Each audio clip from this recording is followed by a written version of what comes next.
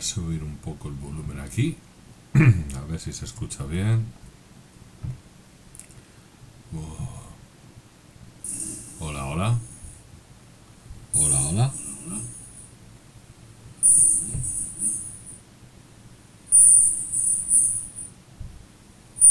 A ver. Oh, está viendo mezcla de micrófonos por lo veo.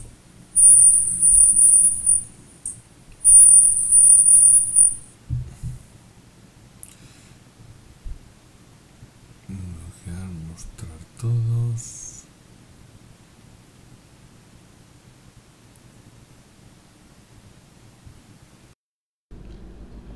Aceptar. Hola. Hola. Hola. Hola. Hola.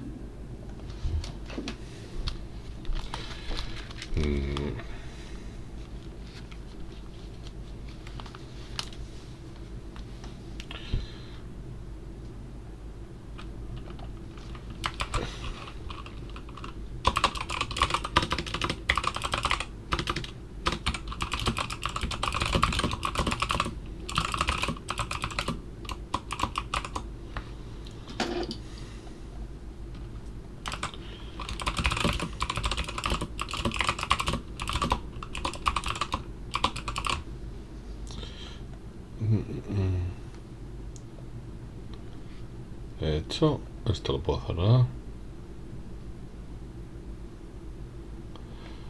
Vale, a ver si. Vale. Bueno, pues parece que me oigo bien. Bueno, pues parece que me oigo bien. Esto está listo. Ah, bueno, no, me oigo con eco. Listo. Ah, bueno, no, me oigo con eco. A ver, ¿dónde puede estar?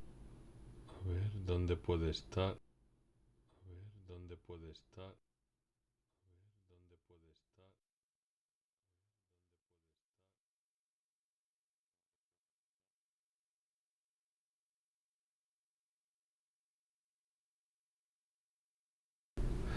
Ahí no era. Ahí.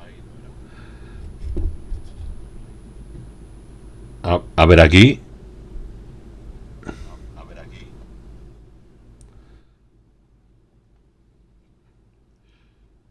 ¿Será posible que me estoy escuchando con eco constantemente?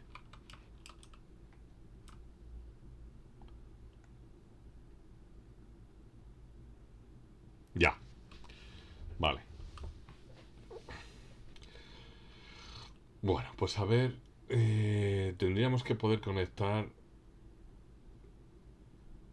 YouTube, que era lo que teníamos antes, Kik y demás, pero no sé bien cómo hacerlo.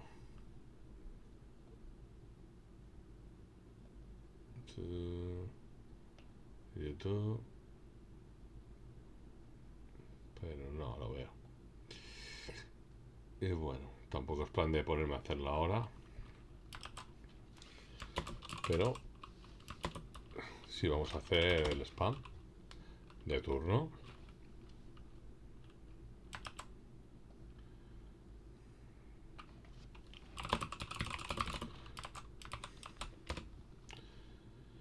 Ta, ta, ta, ta.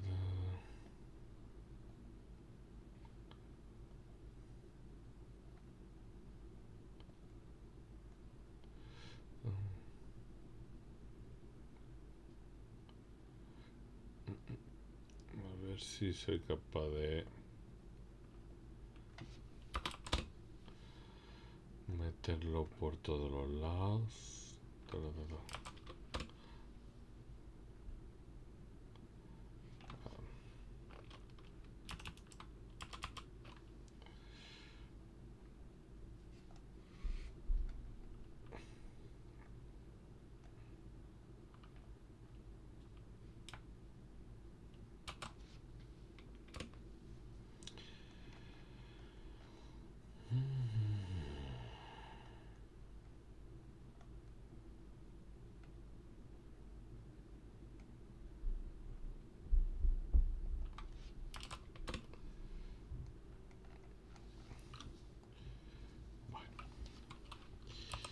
Que no se diga.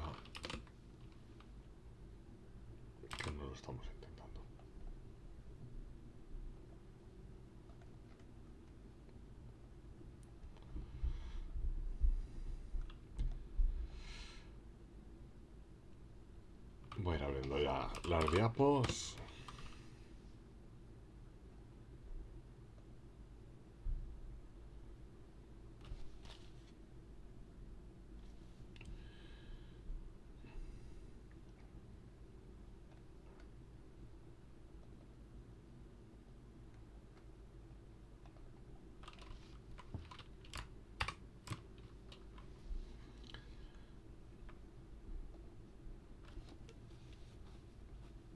Bueno, vamos a hablar de algo bastante movidillo e interesante.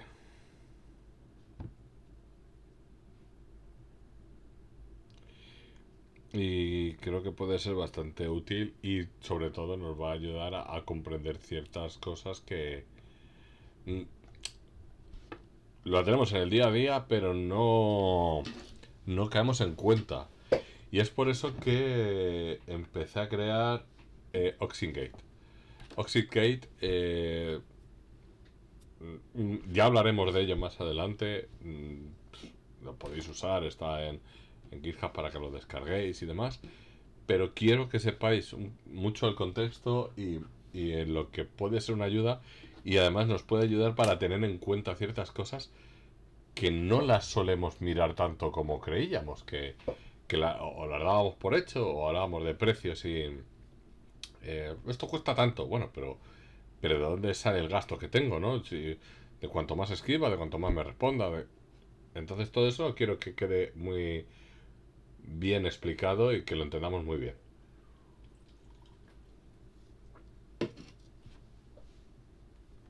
Así que vamos a empezar un poco con... Bueno, si estáis aquí es que ya me conocéis. Así que, pues nada, soy Javi Lázaro.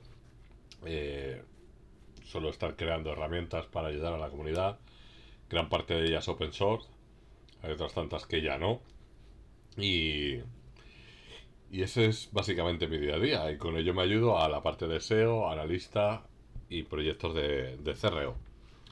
También he creado, entre otras, las herramientas de Analytool, que los que son alumnos de Analyzer pues tienen acceso a ella. Y estamos ampliándola pues cada 2x3 para que la podáis utilizar y para que sea cada vez más útil y no necesitéis haciendo paseos por internet para utilizar diferentes herramientas. Pero vamos. ¿De qué es lo que quiero hablar en esta presentación o al menos en estos días? Bueno, pues del dilema en sí de qué es el contexto y la ceguera que tenemos en la observabilidad en nuestra IA, de cada vez que lo utilizamos. Otro tema a tener en cuenta es la arquitectura interna y el por qué para hacer todo esto he tenido que utilizar Rust, ¿no? ¿Qué es el impuesto de contexto? La telemetría, cómo medirlo, la monitorización, crear el TUI, que es el sistema de observación de nuestros recursos, gastos y usos de nuestra IA. Cargas sostenidas, mitigación de jitter, despliegue, cómo se ha ido subiendo. Entonces, aquí lo que vamos a ver primero es el cómo hemos tenido que trabajar y qué es lo que hacemos. Bueno, aquí tener en cuenta que las IAs en sí no es un monolito, no es algo que esté ahí y ya está, y le escribimos y él actúa, esa ente, sino que ya tenemos un sistema en el que nosotros le escribimos y nos responde, ¿no? Esto se puede utilizar mucho con microservicios y ahora mismo se está haciendo una integración muy amplia, muy grande de estas IAs, normalmente a través del LMS.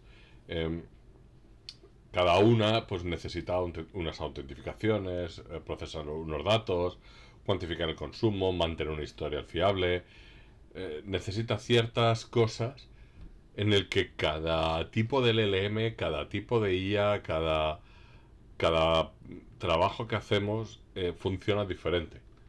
Además de no ser algo muy... No quiere decir que no sea estandarizado, pero sí es cierto que cada uno mide a su manera.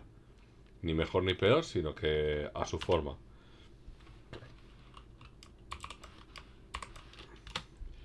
Entonces, esto produce pues que no tengamos una trazabilidad, ¿no? En HTTP pues podíamos saber si venían de fuera, de si era una redirección, si la latencia estaba viva, podíamos encontrar ciertas pistas, ¿no? Luego los costes. Nosotros en una API básica, cuando trabajamos con un código, podemos saber cuánto tarda en respondernos, si está caída esa API, el dato que nos envía, cuánto pesa. Pero en la IA, tú cuando conectas algo, tú sabes eso si da problemas, si no da problemas, si va con un retraso mayor de lo necesario o de lo óptimo, si podrías acelerarlo más, cuánto te está costando eso. Y luego pues una degradación esperada, ¿no? Pues bajos picos de carga, sistemas dinámicos que pueden ralentizar por una mala gestión de hilos. Todo eso es algo que nos podemos encontrar en las IAs, en los LLM que instalamos y que utilizamos para nuestras herramientas. Estos son problemas que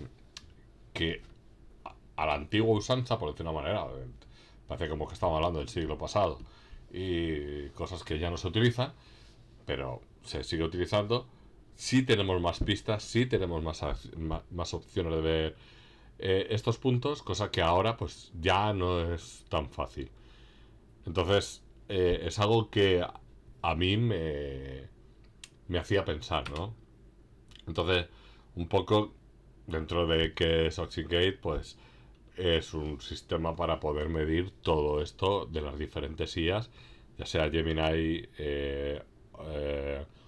Cloud Code, Codex, bueno, ahora es GPT, incluso utilizando OpenCode. Y digamos que es una pasarela de alto rendimiento, que por eso hemos utilizado Rust, y que digamos que lo que hace es medir para poder ayudarte a ver cuánto es la entrada, la salida, el peso de los MCPs que tengamos conectado. Entonces, una de las cosas que tenemos que tener en cuenta que es una latencia perimetral, ¿vale? Esto, pues, dentro de las infraestructuras de alta concurrencia que tiene mucho uso, un proxy no puede acaparar el tiempo de cómputo, de poder estar procesando los datos del microservicio que se va a utilizar, que se esté haciendo, o incluso de la charla, ¿no? Entonces, aquí tenemos que habilitar puntos de seguridad, logs, instrumentaciones pesadas, por ejemplo en GINS o con Getaway. Y Node.js, por ejemplo, es muy bueno, pero nos puede disparar esos tiempos. Que decir, aparte de Node.js, que puede ser más utilizado, cualquier otro sistema.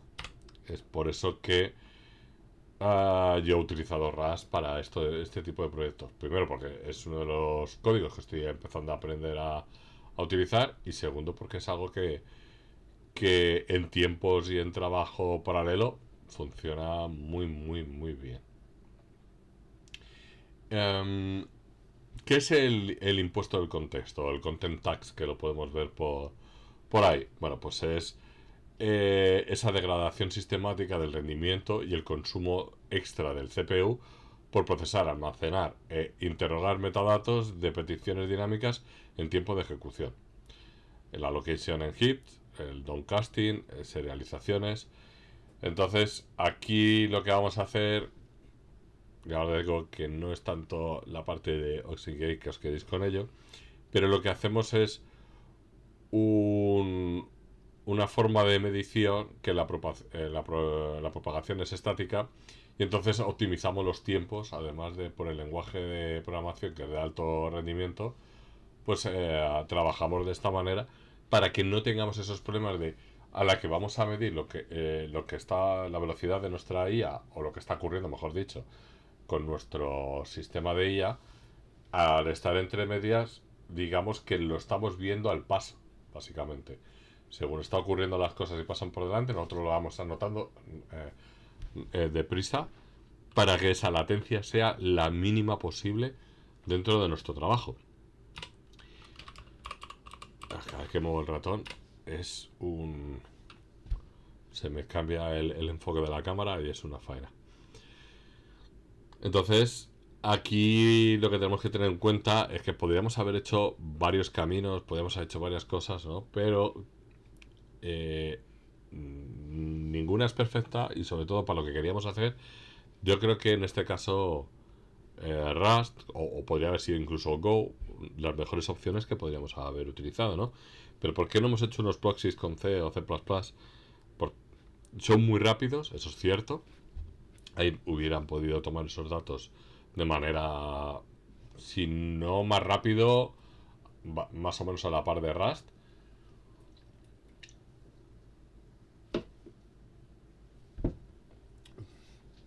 Pero tienen un problema, que es su desbordamiento cuando el sistema de buffers y esa inyección de memoria severa que tiene en producción.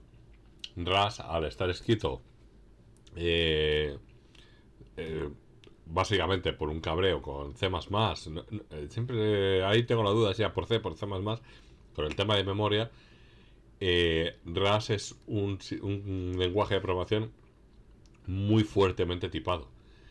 Y es muy bueno para el control de memoria. Entonces en esto es mucho mejor que estos lenguajes, ¿no? Y va muy rápido. Los Getaway dinámico, pues podría ser más programables con Node, con Java o con Python, pero lo que decimos, ahí perderíamos la velocidad que nos daba C o C++ en este caso.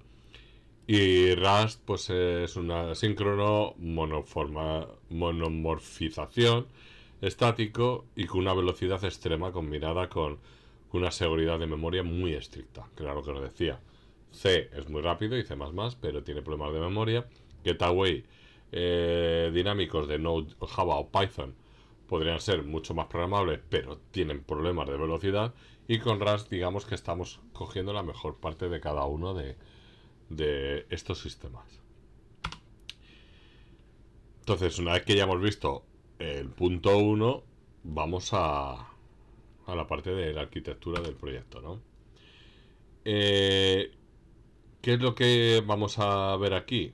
Pues vamos a construir esa pasarela asíncrona para poder medir nuestro sistema de IA con una memoria segura. Aquí veremos la capa de recepción, la terminación del TLS, el paseo rápido HTTP en estado de memoria, un enrutamiento estático, los pipelines de filtros y los proxy forwarding. Como veis, hemos elegido Rust. Ya os he estado diciendo todas las bondades que tiene, ¿no? Creo que ha sido una buena elección el elegir Rust por la velocidad y por el cómo trabaja.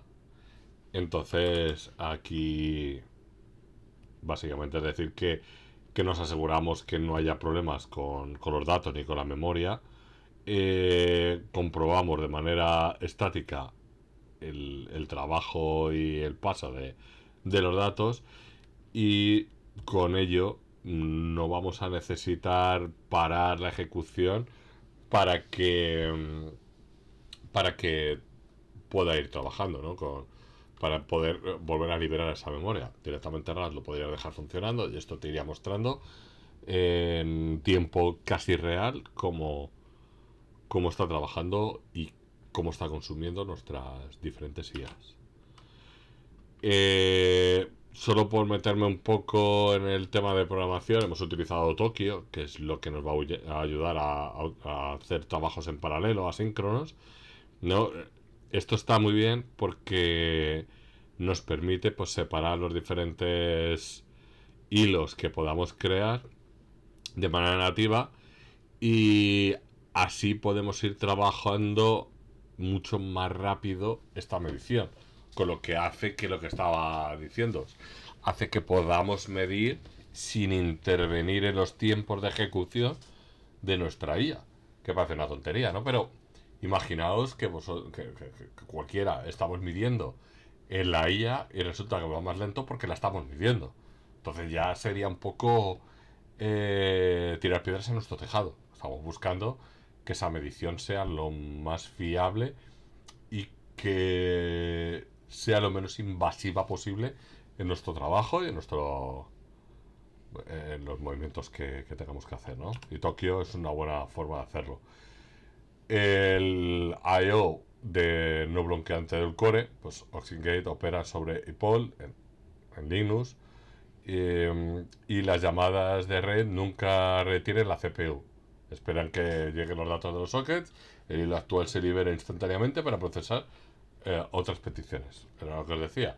De esta manera está trabajando, hace su trabajo, pasa al siguiente, pero siempre hay otros hilos paralelos que van trabajando, con lo cual afecta muy poco o nada a a nuestra medición.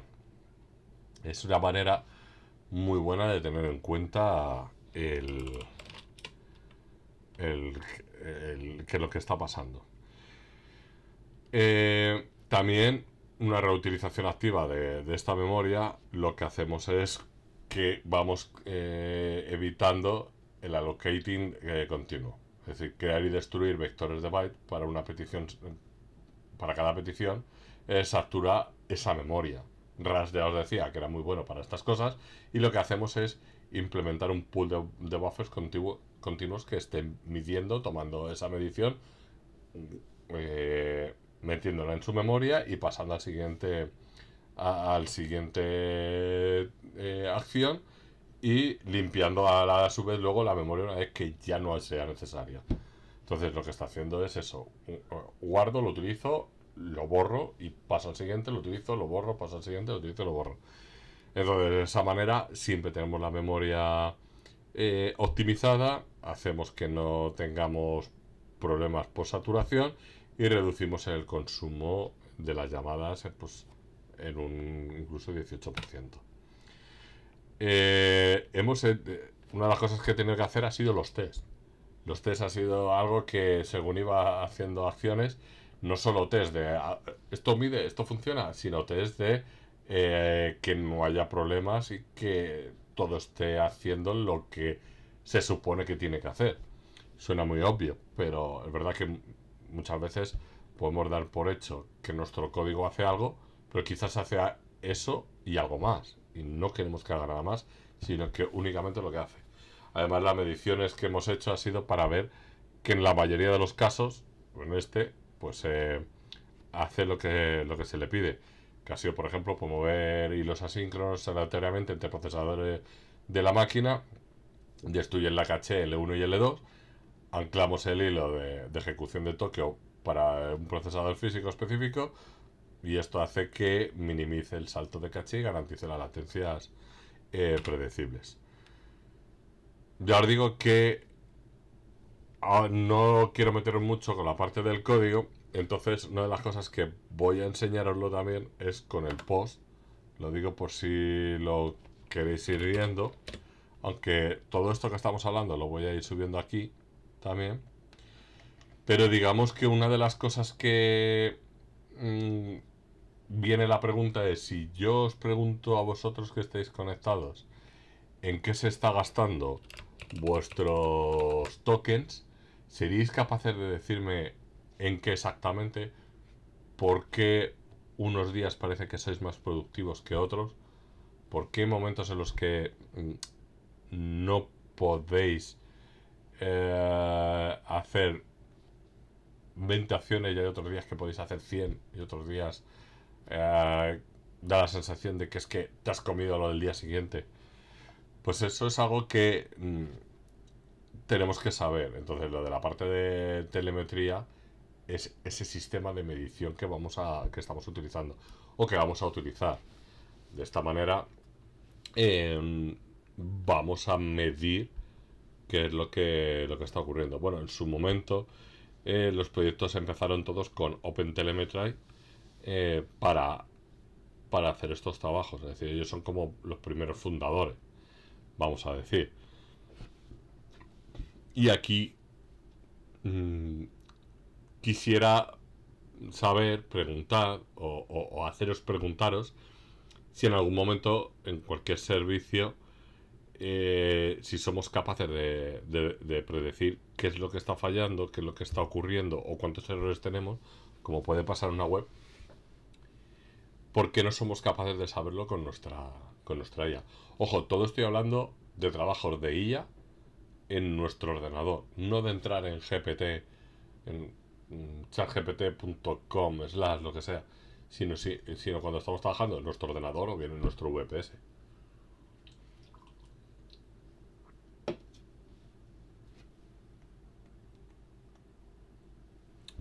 Entonces, para que os hagáis una idea, estoy tirando aquí porque las diapositivas están tirando mucho por la parte de código. Y esto sí os lo quiero, bueno, por la parte de código, por la parte más técnica, pero esto sí os lo quiero explicar siempre y cuando os consiga hacer que tengáis esa curiosidad eh, por la que empecé. Entonces, creo que es lo mejor que puede pasaros y pasarnos, porque de esta manera eh, va a interesaros más el tema y creo que os va a gustar y ayudará mucho más a la comunidad. Nosotros cuando usamos una IA, antes que usamos la comparativa con el HTTP, lo único que estamos trabajando es con JSON. Entonces aquí va y vuelve un JSON en el que tenemos datos. Pero igual que antes teníamos datos, pues si era un 200, un 301, si hay un referral de dónde viene, ciertos datos, pero bastante simples. Ahora mismo necesitamos saber qué modelo de LLM estamos utilizando, qué proveedor lo está ejecutando, los tokens que se envían, los tokens que se genera, el coste asociado a esos tokens, el contexto del completo del mensaje que se ha enviado, las herramientas que utilizamos durante esta ejecución, si tenemos un sistema de caché, el razonamiento de empleado para determinados modelos, si es más largo, más corto, si es más profundo, menos profundo. Todo esto son cosas que van en el JSON, son cosas que tiene que entender la máquina para poder contestarnos o para poder hacer X tareas.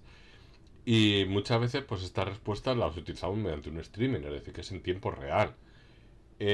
Además de interacciones que puede hacer, es decir, que ahora ya no es como, iba a decir como antes, años atrás, era pregunta-respuesta o pregunta-acción, respuesta-acción, respuesta lo que sea, ¿no?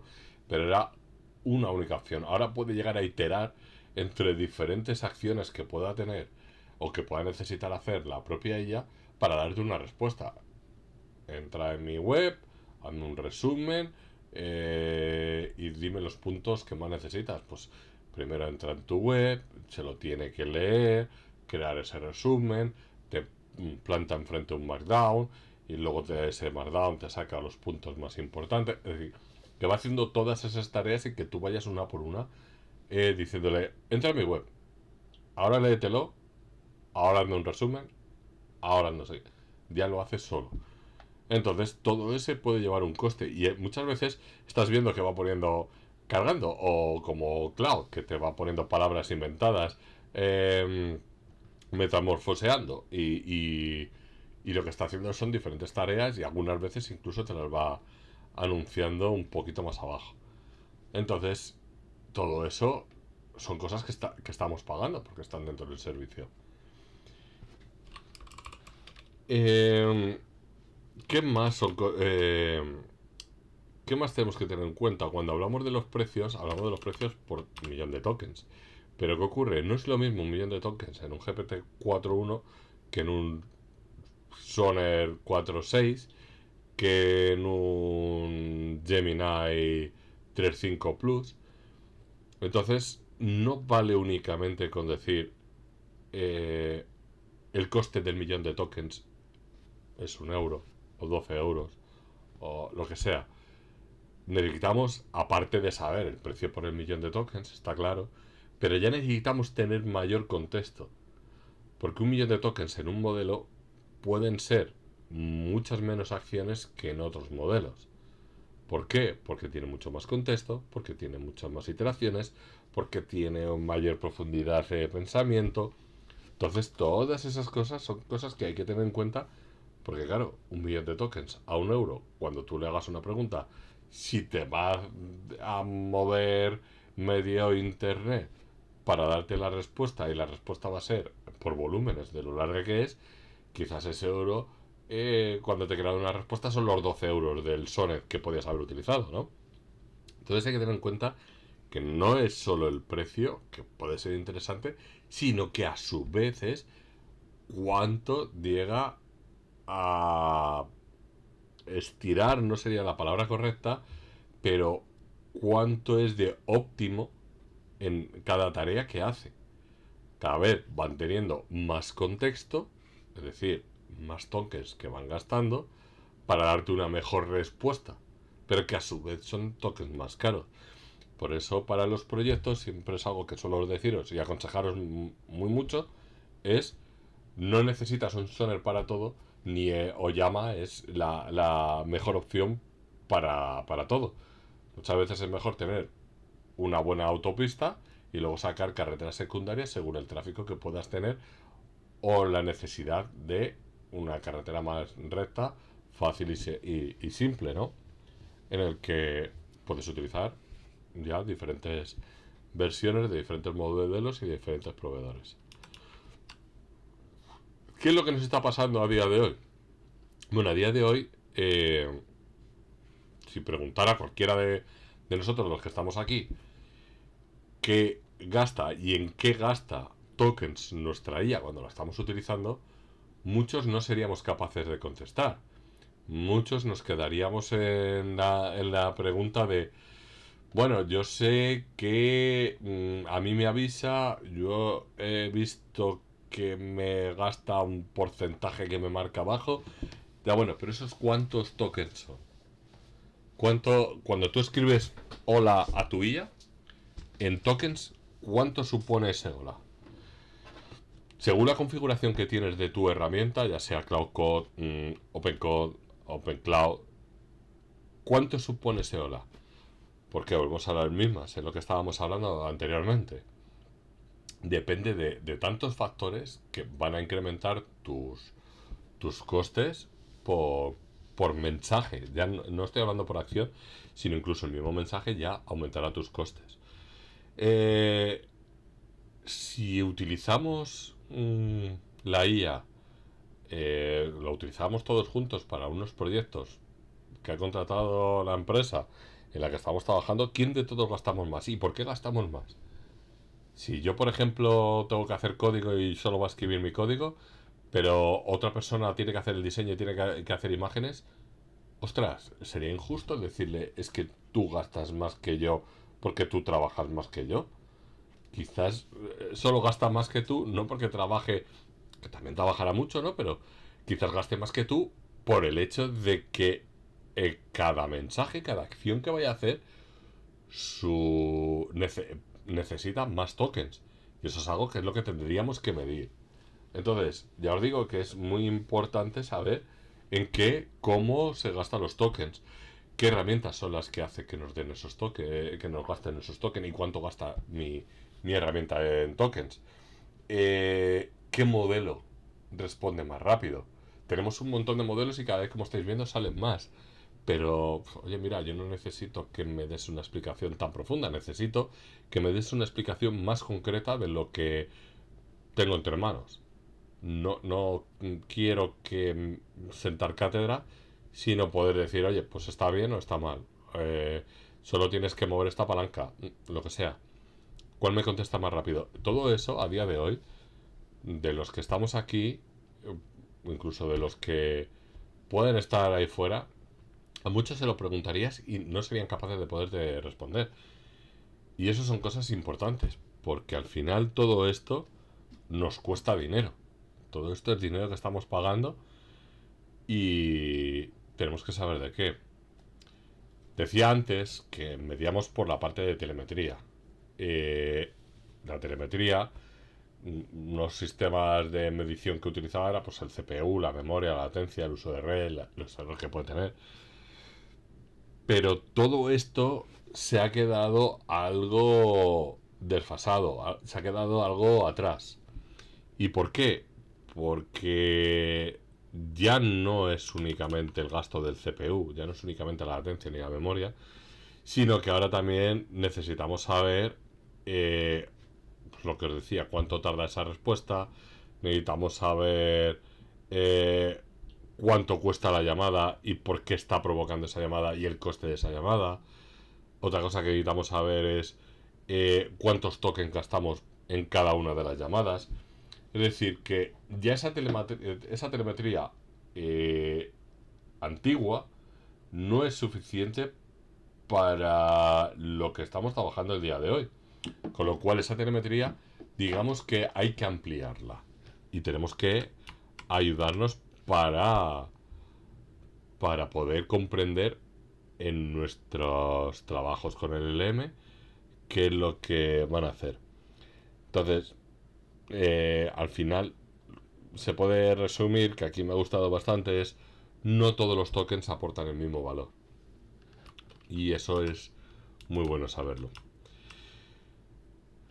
Algo que hemos hecho y el por qué es que si pudiéramos observar en cada detalle todas estas cosas, seguramente seríamos capaces de optimizar nuestros trabajos con los LLM. No estoy buscando en sí hacer un SDK, un conector nuevo que sea la panacea. No quiero hacer un open code porque al final también depende mucho de lo que te dejen conectarte y demás. Tampoco quiero hacer un wrapper, ¿no? Pero lo que sí quiero es que seamos capaces de mejorar lo que ya tenemos y saber qué palancas deberíamos o podríamos tocar. Y es verdad que ya he conseguido descifrar bastante de ellas y dependiendo en qué proyectos. No todos lo hacen, pero sí lo hacen bastante de los que solemos utilizar. Entonces, uno de los que estoy empezando es con OpenCode porque además es uno de los que utilizo yo en el día a día. Y creo que es una manera en la que podríamos llegar a ahorrar hasta un 40%, incluso más, dependiendo también lo que tengáis conectado y con lo que lo estéis utilizando, como hemos hablado, de herramientas, MCPs, skills, etcétera, etcétera. Pero yo creo que un 40% de ahorro está bien. Y si encima tenemos una conexión tipo con out, como un Max de Cloud Code o algún Pro de OpenAI, puede ser una gran ayuda y un gran ahorro al final de mes, no en precio, sino poder optimizar más esos que tenemos para conseguir avanzar en nuestros trabajos. Así que no sé si hay alguna duda o queréis profundizar un poco más en esto, pero creo que era muy interesante y venía muy bien que lo supierais.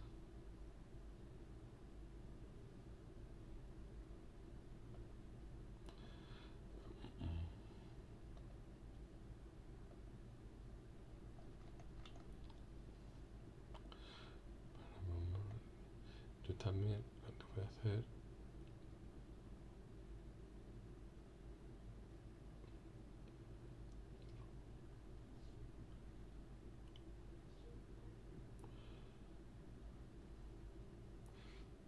Bueno,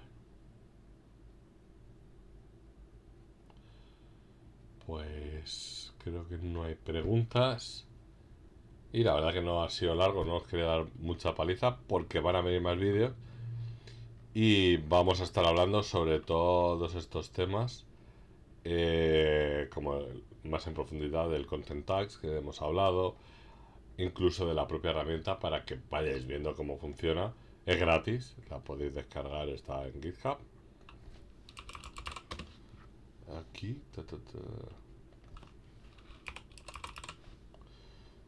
es esta. ya que incluso pues tenéis hasta más explicaciones y demás para descargarla. Pero vamos,